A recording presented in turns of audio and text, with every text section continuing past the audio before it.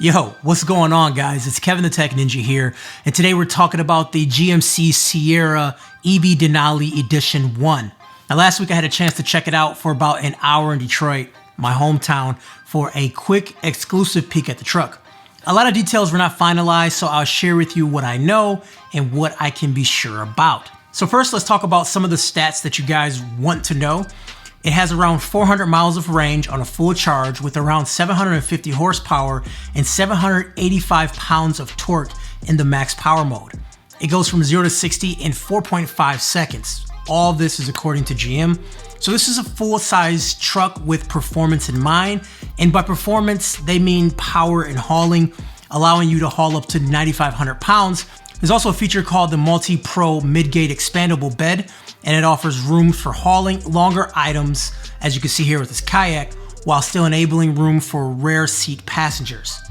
It has an e-trunk, which a lot of manufacturers call a frunk. It's a lockable and weatherproof compartment, and it also has drain holes. So if you put something wet in there, it can drain out without a problem. And it also brings over something else that's a fan favorite from the Hummer, and that is the crab walk, which everyone loves to see a good crab walk.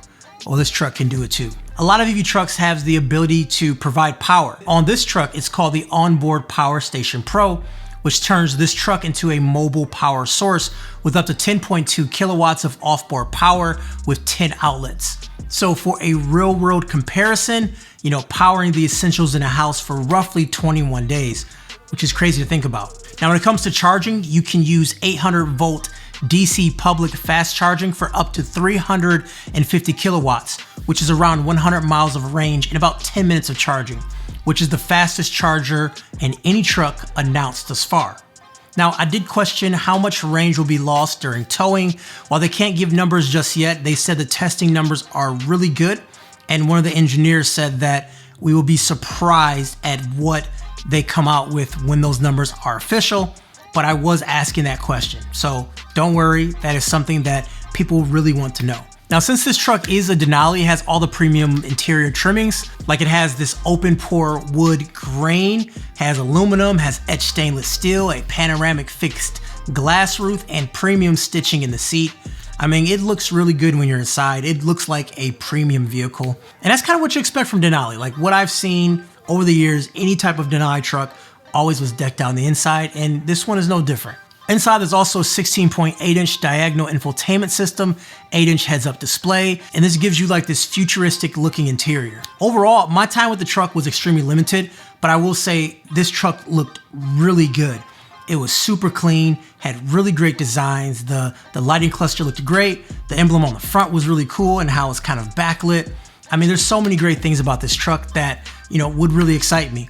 Now, this being a Denali and this being EV, pricing is going to be up there, and it's coming in just a little bit over $100,000. And this is their high-end version, and then they're going to work to backfill the lower trims a little bit later. So, GM's strategy seems to be going all out, like you saw with the Hummer, this Edition 1, and then kind of work their way backwards for cheaper versions. But this is a all-out, decked-out truck that looks good, and if it can deliver on the specs that they're asking, this would definitely be leading the EV truck market. But of course, only time can tell, because we're still a couple years away. We are looking at 2024 for these to be rolling off the lot into customers' hands or into their garages. So now, of course, this truck is going to have Super Cruise too.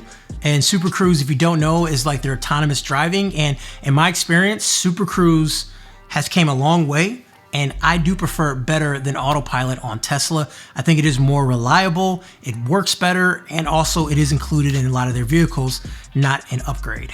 Anyways, that's all I have for you guys today. I know it's kind of a quicker video, but didn't have a ton of time with the truck, didn't get a chance to drive it, but of course, when those things happen, if those things happen, I will have a video for you guys. Kevin the Tech Ninja, have a wonderful day, and I'll talk to you folks later.